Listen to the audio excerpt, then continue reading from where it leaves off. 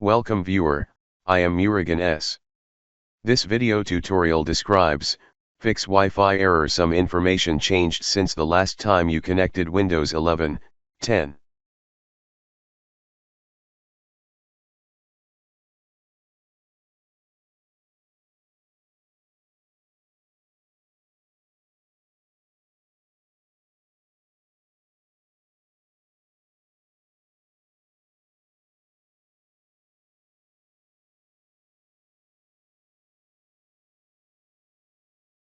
Click Start, Settings, click Network and Internet.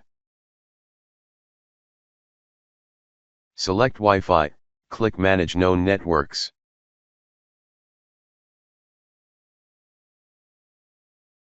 Click Forget under your network.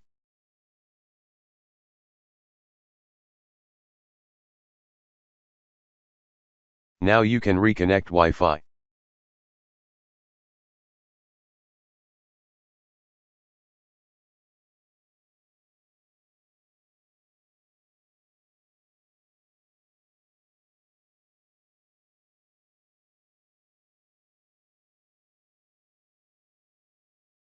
I hope this video tutorial helps to you.